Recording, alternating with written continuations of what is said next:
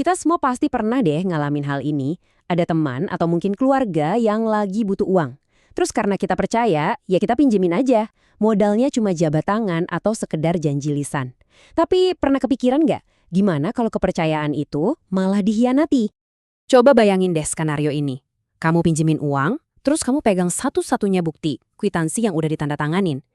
Tiba-tiba kwitansi itu disobek persis di depan mata kamu.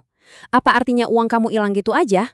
Nah, pertanyaan ini bukan cuma karangan loh. Ini beneran kejadian, dan ini yang akan kita bedah bareng-bareng. Ini dia kisah nyata yang diangkat dari sebuah jurnal hukum. Pinjaman 30 juta rupiah di tahun 2006, ada jaminannya, ada kwitansinya. Jatuh tempo setahun kemudian. Tapi, si peminjam ini bukan cuma nggak bayar, dia malah mungkir dan ngerobek buktinya. Gila kan? Dan butuh waktu belasan tahun loh, sampai kasus ini akhirnya bisa sampai ke meja hijau. Oke, kasus tadi pastinya bikin banyak banget pertanyaan muncul di kepala kita ya kan? Nah, untuk menjawab semuanya, kita bakal kupas tuntas topik ini. Ini dia nih, peta perjalanan kita. Kita mulai dari cerita si kwitansi robek tadi, terus kita lanjut ke apa sih syaratnya perjanjian itu bisa dibilang sah, sekuat apa bukti yang kita punya, apa aja tantangannya di pengadilan, dan yang paling penting, gimana cara kita melindungi diri sendiri. Oke, kita bakal pakai cerita kwitansi yang disobek tadi sebagai studi kasus utama kita. Lewat cerita ini, kita bisa ngelihat betapa rumitnya seluk-beluk hukum di balik pinjam-meminjam yang kelihatannya sepele. Nah, ini dia pertanyaan intinya. Kenapa kwitansi yang udah jadi serpihan kertas itu masih bisa punya kekuatan hukum? Jawabannya ada di konsep hukum Indonesia tentang apa itu perjanjian yang sah.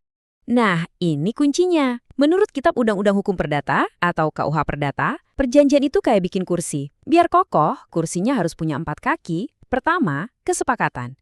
Artinya kedua belah pihak sama-sama setuju. Kedua, kecakapan. Maksudnya dua-duanya sadar dan cukup umur secara hukum. Ketiga, objek tertentu. Yaitu, apa yang dijanjikan itu harus jelas. Entah itu uang atau barang.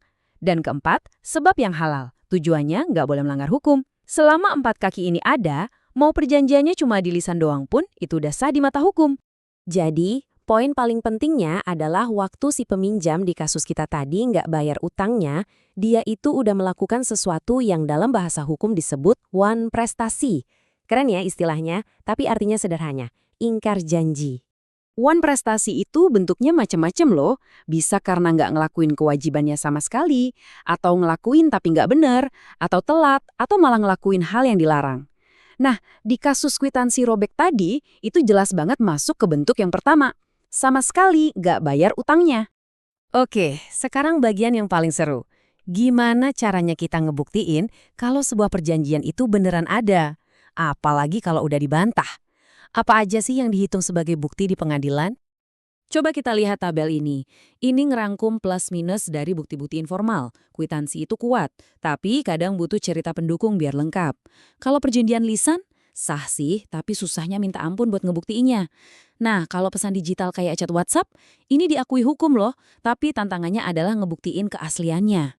Khusus buat perjanjian lisan, ada satu prinsip hukum kuno yang penting banget. Unus testis, nullus testis. Artinya, satu saksi itu sama dengan nggak ada saksi. Prinsip ini ditegaskan di KUH Perdata kita, yang intinya bilang kalau kamu mau ngebuktiin perjanjian lisan di pengadilan, kamu butuh minimal 2 orang saksi.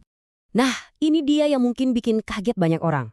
Berkat Undang-Undang ITE, dokumen elektronik, termasuk email, dan ya, riwayat chat WhatsApp kamu, itu bisa dianggap sebagai alat bukti yang sah di pengadilan Indonesia. Jadi, hati-hati sama jejak digital ya.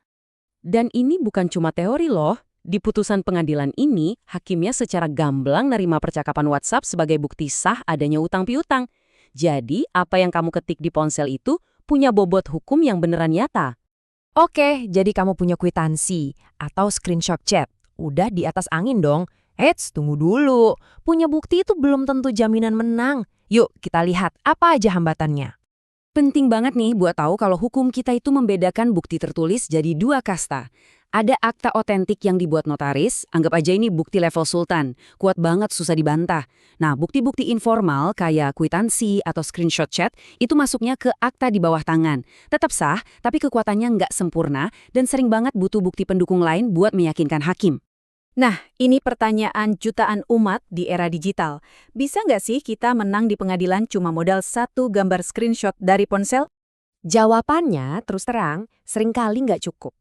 Hakim itu punya hak buat menilai seberapa kuat bukti yang kita ajukan. Mereka bisa aja minta bukti tambahan, misalnya saksi yang tahu kejadiannya, bukti transfer bank, atau bahkan sampai manggil ahli forensik digital buat ngecek keaslian screenshot kamu. Oke, setelah tahu semua kerumitannya, pertanyaannya sekarang, gimana dong caranya melindungi diri kita sendiri waktu minjemin atau pinjem uang ke orang terdekat?